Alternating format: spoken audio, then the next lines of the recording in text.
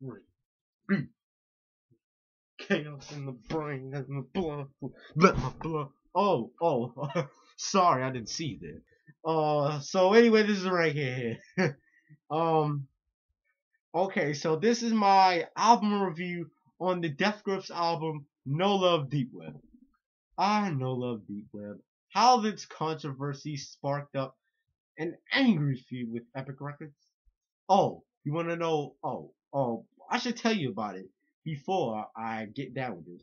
Now, back in 2012, Death Grips had a falling out, sort of say, with Epic Records. You see, they didn't. They kept arguing with Epic Records because Epic Records wanted to be some douchebags and try to continuously argue with them about when No Love Deep Web was getting official release because it was supposed to come out on like October 21st or September 21st or what I heard, and then it was put in no October 30th. Yeah, October 30th. It was supposed to come out on October 30th, 2012, but Death Grips decided to say, man, screw the label. Let's release it October 1st.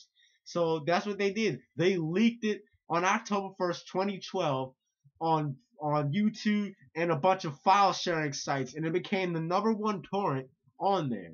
And what followed that was their site being taken down temporarily, but it wasn't taken down for like weeks or months. It was just taken down for like a couple hours in a day, I think.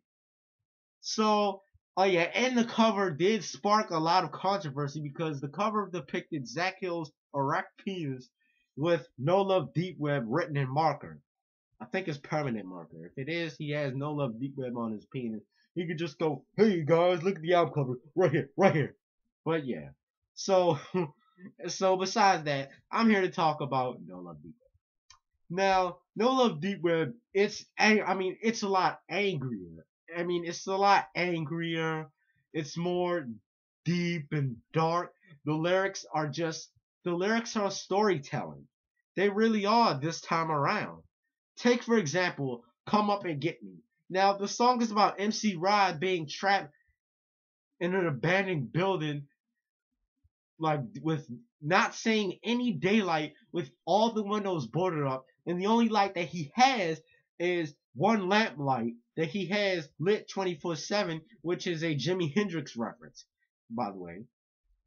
And he's being hunted down by some people he doesn't know, and he decides whether he should jump or he should stay there, and he's telling them to come up and get him, and he's just shouting it at the top of his lungs. He repeats the first verse and just shouts it at the top of his lungs, just like that. Now, the album, everything on this album is just brutal. It's kind of like Government Plays. I'm not Government Plays. It's kind of like a more angrier, bastardized version of ex-military on steroids. That's the best summary I could come up with this release. Because even though that ex-military was tough and their previous release, The Money Store, was more glitchier, this album tones it down and it just worries about MC Rod being brutal and stuff. The lyrics, it's just lyrics of suicide, schizophrenia, unsatisfaction with society itself, the devil, everything. I mean, I know I'm a Christian and I don't listen to stuff where they talk about the devil, but I don't care. But still, the lyrics on here just paint a bloody and graphic novel. It's more storytelling than The Money Store or ex-military or Government Plays, but No Love Deep Web is amazing. And it was finally released on physical copy somewhere in November on their new label, which is Harvest Records, which I hope they don't get kicked out of this time, and I hope they follow the rules. Oh yeah, and here's a little fun fact before I continue with this review. L.A. Reid compared Death Grips music to Whitney Houston. Yup, what a terrible comparison. You're comparing a group that talks about disgusting acts to a singer who talked about blissful things. I couldn't see a Whitney Houston and Death Grips album had she still been alive. May God rest her soul. But besides that, this album is just amazing. I mean, well, I'm not gonna say it's amazing, but it's pretty good. I can't lie. I mean, I gave it like like 5 listens, and it's just, it's incredible.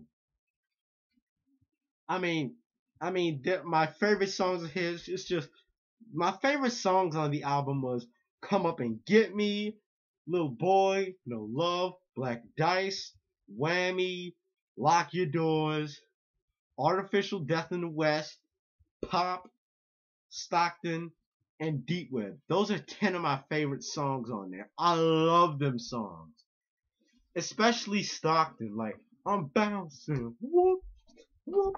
Let me stop.